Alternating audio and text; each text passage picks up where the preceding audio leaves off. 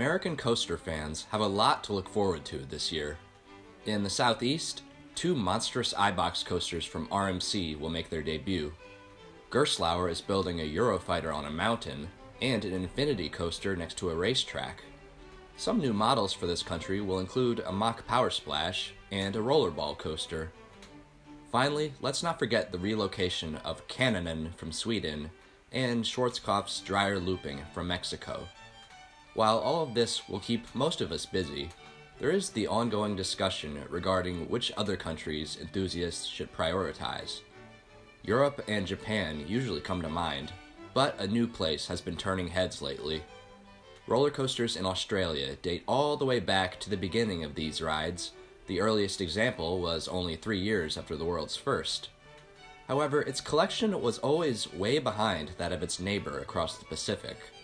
It wasn't until the late 90s that an Australian park finally caught our attention and opened the first 100-mile-per-hour coaster, the now-defunct Tower of Terror at Dreamworld.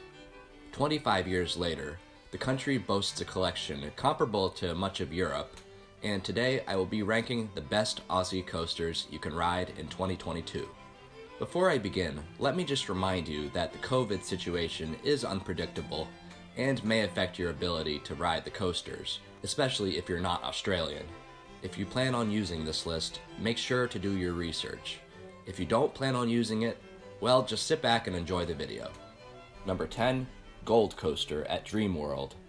2 Aero Loopers were built in Australia, but only the Gold Coaster remains. The first thing you'll notice is the cute wordplay with the name of the city. You gotta love that, even though the old name, Hot Wheels Sidewinder, was even more legendary. Anyway, this coaster is actually one of Aero's newer loopers, opening in 1995 as the Big Dipper at Sydney's Luna Park, not to be confused with something else on this list.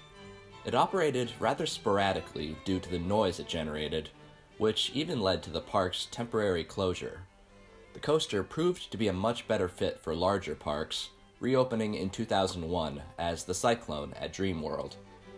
With its Hot Wheels theming, it received new Vekoma trains in 2015, while the yellow track was painted blue when it became the Gold Coaster. Yeah, I don't get it either. Now, why did it make this list? First of all, Aero Loopers are a dying breed, and you should ride as many as you can. But more importantly, this one has a fairly unique layout. It starts with a nice straight drop leading into a bunch of janky turns, while the 2 inversions come in the second half.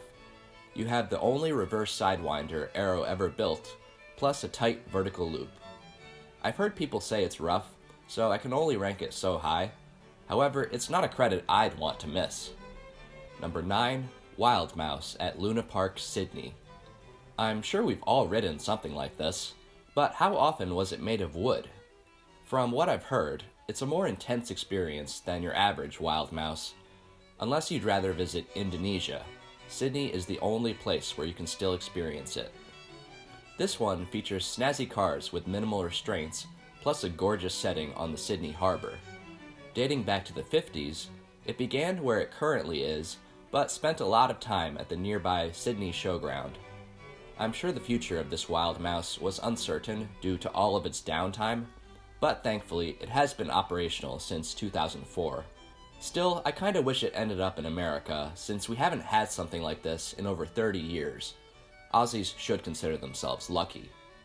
Number 8, Scenic Railway at Luna Park, Melbourne. Here comes one of the most historic roller coasters. Back in the late 19th century, L.A. Thompson devised the original Scenic Railway, which was so popular that other designers flooded the market with their own versions. These were like mine train coasters, except they were often built on artificial mountains, similar to the Matterhorn at Disneyland. Nowadays, this kind of ride is extinct in America, but a handful still exist in Europe, along with the one in Australia I'll be talking about. This Scenic Railway is the oldest roller coaster in continual operation, opening in Melbourne just months after the Titanic sank. Like the other Scenic Railways, this is a side friction coaster, so it still requires a brakeman to keep the train at a safe speed. Just like how we complain about trim brakes, I'm sure people got annoyed with the brakeman back in the day. Anyway, this coaster obviously looks more scenic than thrilling, although I'm sure some drops give airtime. Not to mention, it is aesthetically pleasing with its white paint scheme and architecture. With the park entrance inside the structure, I'm sure it gets everyone excited to ride this piece of history. Number 7. Abyss at Adventure World. Easily the most elusive credit on this list is this Eurofighter located near Perth. Your only other credit here is a kiddie coaster, so unless you have other reasons to visit Perth, you should prioritize the parks in the eastern section of the country. Having said that, Abyss looks like a solid ride for its type. If you're from England, you might notice some similarities to Saw the Ride at Thorpe Park, with its enclosed pre-lift section and sequence of inversions. The inline twist before the lift hill and the beyond vertical drop are definitely highlights, but there appear to be 2 surprise airtime moments in the rest of the layout. The other 2 inversions seem lackluster, although the dive loop is surprisingly tight. Overall, I'm sure Abyss is a good fit for Adventure World, but unfortunately, I can imagine it being rather rough. Apparently, that's what happened to Saw the Ride, and it was definitely the case for some Eurofighters I've ridden. But who knows, maybe Adventure World is really proud of this coaster and takes good care of it. Number 6. Green Lantern Coaster at Warner Brothers Movie World. One look at this compact ride will tell you exactly which model it is. S&S has built half a dozen of these El Loco coasters, 2 of which can be found in America. If you've ever been on Steel Hog at Indiana Beach, that's basically what they have in Australia. It is almost the same layout, but notice the steeper drop. Had it not been for Takabisha over in Japan, this would have been the steepest in the world. Another difference is the train. Green Lantern only has lap bars, and it is the only El Loco with 4 across seating. I don't think headbanging is an issue on Steel Hog, but I'm sure the restraints make Green Lantern the superior ride. Otherwise, you have the same sequence of elements with the drop, funky turns, and hang time filled inversions. Also, I really love the paint scheme on this thing. The Green Lantern at Six Flags Magic Mountain had the same colors, but I guess everyone was in too much pain to appreciate it. Number 5. Steel Taipan at Dreamworld. One of the most famous creations by Mach Rides has been the Bluefire model. First appearing in 2009 at Germany's Europa Park, this launched looper has been cloned 8 times across the globe. My understanding is that it's popular among the general public, but gets mixed reactions from enthusiasts. While it doesn't seem overly intense, elements like the Stengel Dive and Heartline Roll stand out, and apparently the launch is more forceful than you'd expect. This is not a clone I would mind having in America, especially if it's a modified version like Steel Taipan. Opening this past December, this snake-themed coaster has basically the same layout as the other Bluefires, except it begins with a multi-pass launch, sending you up a twisted spike. Not to mention, one of the trains features spinning seats in the back, which sort of puts this in the same class as Time Traveler at Silver Dollar City. Maybe Taylor Bybee would get a kick out of that, since he isn't a big fan of the original design. Anyway, Bluefire keeps showing up in the Golden Ticket Awards, so it stands to reason that this more unique experience would rank higher. Then again, those awards are not always the voice of reason. Number 4. Leviathan at SeaWorld. Not to be confused with the Giga Coaster at Canada's Wonderland, or the SeaWorld chain in America. This Gravity Group Woody is the only coaster on the list that isn't open yet, and it's been a long time coming. It was announced in May 2019 as part of an expansion to the park, and although we don't have an opening date yet, it's supposed to be up and running sometime this year.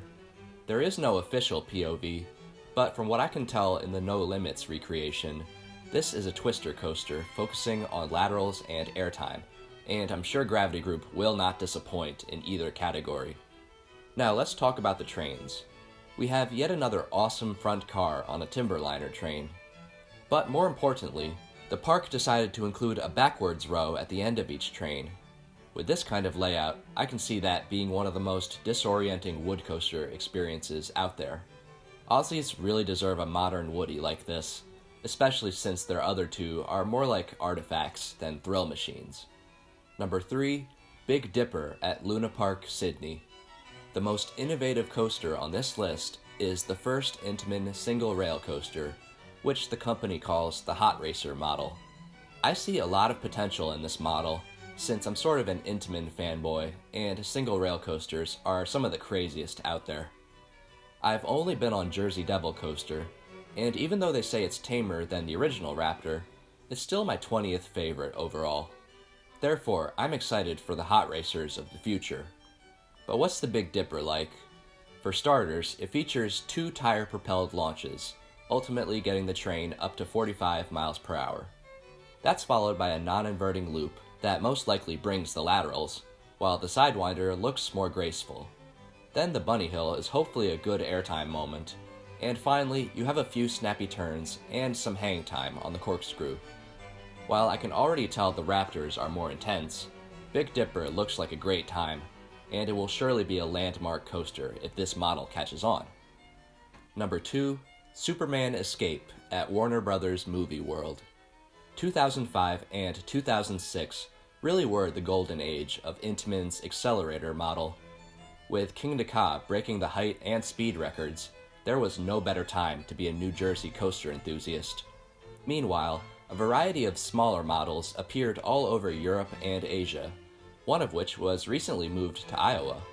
Some copied King Ka's layout, while others focused on inversions. However, the model in Australia fits into neither of these categories. Let me introduce Superman Escape, not to be confused with Superman Escape from Krypton. The stats are fairly modest for the ride type, although I'm sure that launch is nothing to sneeze at. It features a top hat similar to the one on Storm Runner, except the twist is actually on the descent.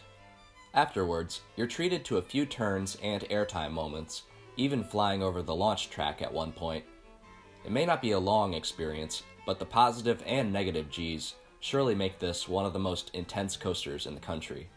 As if that wasn't enough, you also have some top-notch theming before the launch.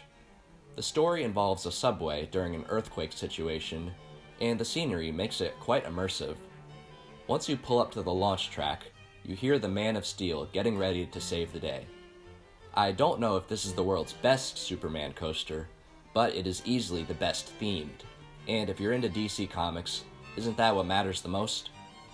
Speaking of DC, the number 1 Aussie coaster to ride this year is DC Rivals Hypercoaster at Warner Bros. Movie World. This mock ride's masterpiece is perhaps the main reason I'm making this video. In the past few years, it has achieved a legendary status around the world. On CoasterBot's annual poll, it has always ranked in the top 15 out of 500 coasters. So let's see what the big deal is. First of all, the purple track looks amazing. This is also the longest coaster in the Southern Hemisphere. And after the demise of Tower of Terror at Dreamworld, it became the tallest and fastest as well. But there is definitely a layout to back up the stats. How about passing under the Joker's face into a near-vertical twisted drop, just like the one on Expedition G-Force? I hear nothing but great things about that drop, so a taller version must be absolutely wicked. Just like Expedition G-Force, you then fly over a camelback with ejector airtime of the sustained variety. DC Rivals then mixes it up with a large non-inverting loop. I'm not sure how it compares with the tighter one on Big Dipper, but I'm sure it provides a crazy lateral whip. The rest of the ride consists of small airtime hills and various turns, including a helix threading through the loop. It already sounds world-class, but imagine experiencing it backwards. For about $10, that's exactly what you can do in the back row. And I imagine that it's a rare experience worth every penny. If someone only went to Australia for DC Rivals, I would totally understand, because this is a coaster most other countries would be jealous of. Now that this video is complete, I'm more eager than ever to visit the land down under. Its coaster collection is only equivalent to that of Missouri, but the variety certainly makes it worth risking a spider bite. If you liked this video, or you're an Aussie yourself, I'd love to hear your thoughts in the comments. Until then, this is Julian Dale, and I don't corkscrew around.